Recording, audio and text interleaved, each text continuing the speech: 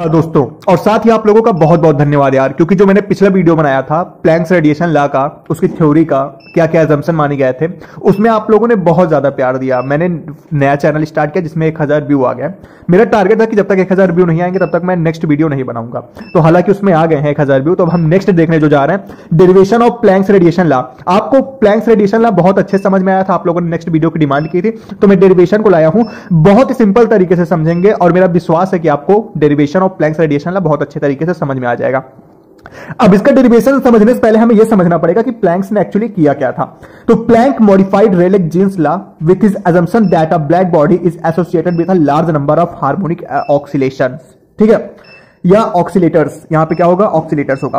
Planks ने क्या किया, जो रेले-जीन्स लॉ था उसको मॉडिफाई किया और क्या assumption दिया कि जो एक ब्लैक बॉडी होती है उसमें लार्ज नंबर ऑफ हार्मोनिक ऑक्सीलेटर्स होते हैं। क्या होते हैं? ऑक्सीलेटर्स होते हैं, हार्मोनिक होते हैं, जो कि क्या करते हैं, ऑक्सीलेशन करते हैं। द ऑक्सीलेटर्स हैव एनर्जी, जो वो ऑक्सीलेटर्स होते हैं उनमें एनर्जी क्या होती है, डिस्क्रीट फॉर्म में, is equal to N H nu. मतलब एन की वैल्यू वहां पे या तो 0 होगी या तो 1 होगी या तो 2 होगी। मतलब is equal to 1 h nu होगा, 2 एच न्यू होगा, 3 एच न्यू होगा, इस तरीके से होगा। कहीं भी कॉन्टिन्यूअस फॉर्म में नहीं होगा कि is equal to 1.5 h nu, is equal to 2.5 h nu. I hope कि आपको समझ में आ गया होगा। ठीक है, तो नेक्स्ट जो देखने जा रहे हैं कि बोल्ट्जमैन डिस्ट्रीब्यूशन लॉ क्या है। यहां पे हम इसका डेरिवेशन नहीं करने जा रहे हैं। अगर आपको ये समझ में ना आए तो आप मुझे बताइएगा, मैं नेक्स्ट वीडियो में आपको ये लॉ भी समझा दूंगा। लेकिन यहां पे हम शॉर्ट में समझते हैं कि according to Boltzmann distribution law the total number of oscillator is, Boltzmann ने एक लॉ दिया जिसके according total number of oscillators क्या होते हैं, वो होते हैं n is equal to n naught plus n naught ई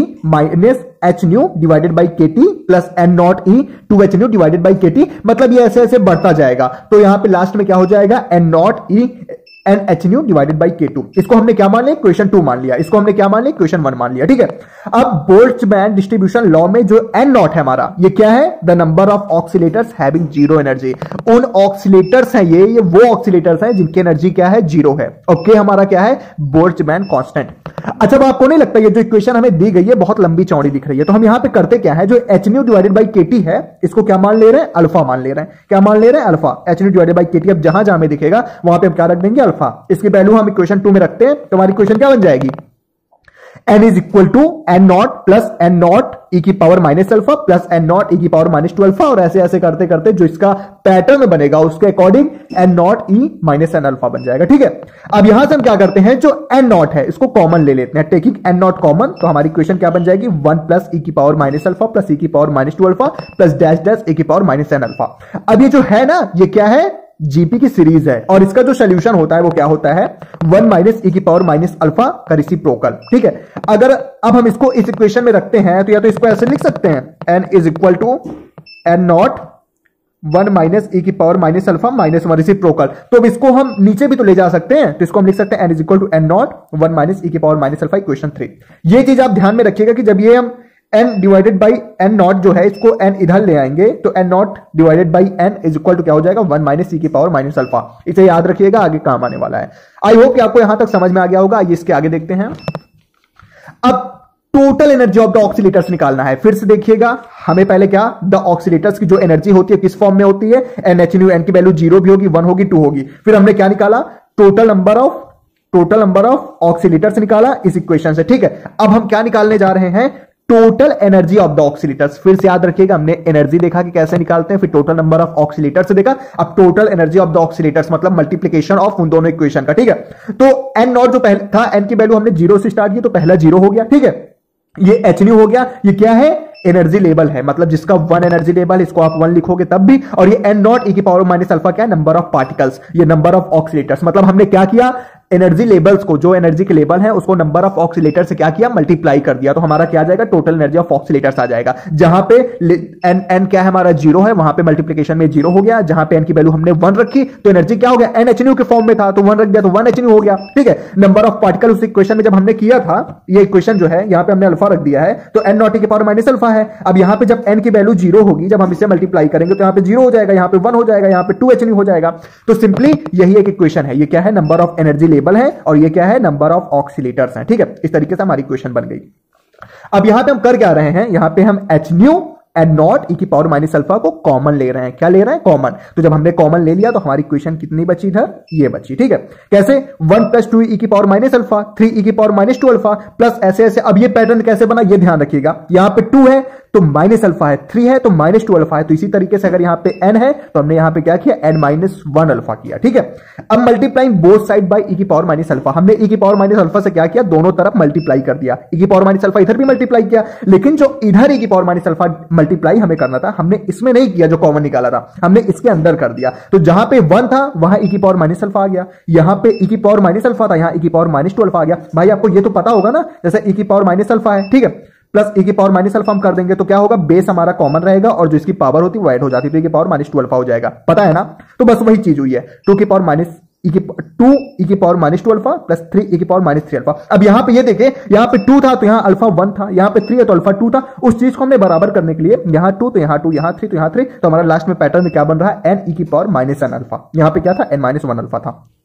अब ये हमारी इक्वेशन 4 है, ये हमारी इक्वेशन 5 है। अब हम कर क्या रहे हैं? इक्वेशन 5 को इक्वेशन 4 से सब्ट्रैक्ट कर रहे हैं। ठीक है, सब्ट्रैक्टिंग इक्वेशन 5 फ्रॉम इक्वेशन 4। जब हम इक्वेशन 5 को इक्वेशन 4 से सब्ट्रैक्ट कर रहे हैं तो हमारे पास इक्वेशन क्या आएगी? इसको मैं यही तो कर रहे हैं, ई की पावर माइनस अल्फा माइनस ई। तो हमने ई कॉमन ले लिया, 1 माइनस ई की पावर माइनस अल्फा, ये ब्रैकेट में बचा, और जब हम इसको सब्ट्रैक्ट करेंगे तो हमारे पास आंसर ये आएगा। ठीक है, H nu n naught e की पावर माइनस अल्फा जो हमारा पहले था, इसको हमने कॉमन ले लिया। भाई ये चीज तो दोनों में है ना, इसमें भी है इसमें भी है, और इन सबको सब्ट्रैक्ट करते गए तो एज अ रिजल्ट हमारे पास ये आया। अब हमने यहां पर भी देखा था कि ये जो होती है हमारी जीपी की सीरीज है, इसका आंसर क्या होता है या सोल्यूशन क्या होता है? ये होता है।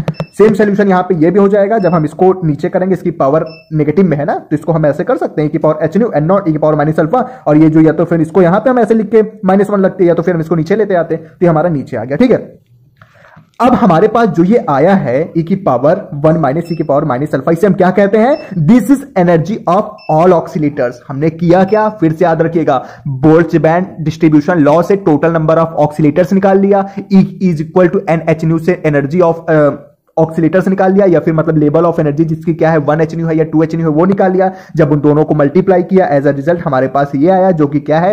Energy of all oscillators. ये हमारा क्या है? Energy of all oscillators. अब देखो ये जो है, जब हम इसको यहां पे ले आएंगे, इन दोनों को मल्टीप्लाई कर देंगे, क्रॉस मल्टीप्लीकेशन आई होप आप सभी को पता होगा। तो जब हम इसे मल्टीप्लाई करेंगे तो ये स्क्वायर में हो जाएगा। ठीक है, अब ये तो हमारा क्या निकला? Energy of all oscillators. अब अगर हमें एवरेज निकालना होता, average energy of per oscillator, all oscillators पता चल गया भाई, 100 लोगों के पैसे कितने हमें पता चल गया। अब हमें ये देखना है कि एवरेज एक लोगों के पास कितने पैसे हैं। ठीक है, तो उसको हम कैसे निकालेंगे? एवरेज एनर्जी को हमने इससे डिनोट किया, ई बार से, is equal to e divided by n. अब ये हमारे पास ये तो पहले से ही था ना भाई साहब, N naught H nu E की power minus alpha upon 1 minus ई की पावर अल्फा, और यहां पे हमने क्या किया? एन कर दिया। ठीक है, अब याद रखिएगा, अभी हमने आपको कहा था ना, पीछे याद रखना है, from equation 3 we have, equation 3 पे हमारे पास क्या था? ये था। इसको हम और सिंप्लीफाई करें तो एन नॉट अपॉन एन की जगह पे हम क्या रख सकते हैं? 1 माइनस ई की पावर माइनस अल्फा। तो हम यहां पे अब वही रख रहे हैं, एन नॉट अपॉन एन की जगह पे क्या हमने रख दिया? 1 माइनस ई की पावर माइनस अल्फा। ठीक है, अब यहां पे स्क्वायर है, वहां पे ये है, यहां से एक कटेगा, ये पावर कट जाएगी, हमारे पास एज अ रिजल्ट क्या बचेगा? ये बचेगा एच न्यू 1 माइनस ई की पावर माइनस अल्फा ई की पावर अल्फा।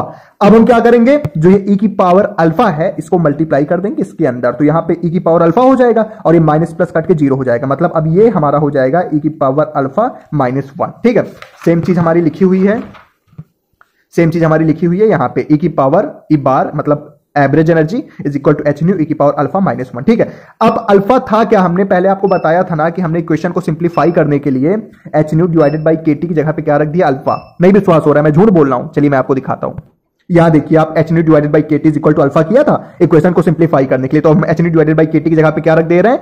सॉरी, अल्फा की जगह पे क्या रख दे रहे हैं? H nu divided by k T. ठीक है, तो वही चीज हमने लिखा है यहां पे, अल्फा की जगह पे H nu divided by k T. तो एवरेज एनर्जी क्या निकली हमारी? एच न्यू ई की power h nu divided by k T minus 1। ठीक है, ये हमने क्या मान लिया? इक्वेशन 7 मान लिया। अब देखो, the number of oscillators per unit volume in the frequency range is, कोई फ्रीक्वेंसी रेंज है कहां से? न्यू से लेके न्यू प्लस डीबी तक, मतलब एक फ्रीक्वेंसी रेंज हमने ले ली, वहां पे number of oscillators per unit volume कितने होंगे, तो हम यहां पे इसको डायरेक्टली लिख रहे हैं, क्योंकि अभी हम आपको ये समझाएंगे तो वीडियो लंबा हो जाएगा। ठीक है, आपको सिर्फ इतना याद रखना है। तो नंबर डेंसिटी का जो फार्मूला होता है वो होता है N nu is equal to 8 pi N cube divided by C cube DB. ये क्या है? सी क्या है? स्पीड ऑफ लाइट है। एन न्यू क्या है? Number density.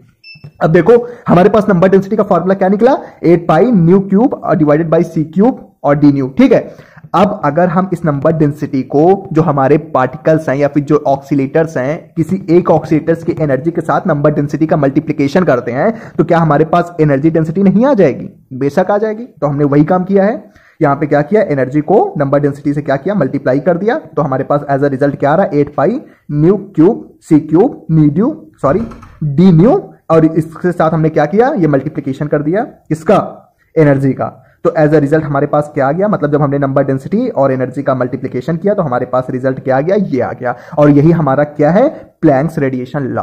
आई होप कि आपको ये डेरिवेशन बहुत ही सिंपल तरीके से समझ में आया होगा। अगर कहीं भी आपको डाउट आता है तो आप मुझसे पूछ सकते हैं, और आप अगर इस वीडियो को भी फिर से प्यार देंगे तो मैं नेक्स्ट वीडियो भी आपके लिए लाऊंगा। एट लास्ट, पिछले वीडियो में व्यू काफी गए, लाइक भी गए, लेकिन आप लोग चैनल को सब्सक्राइब नहीं करते, तो प्लीज चैनल को सब्सक्राइब कर लीजिएगा।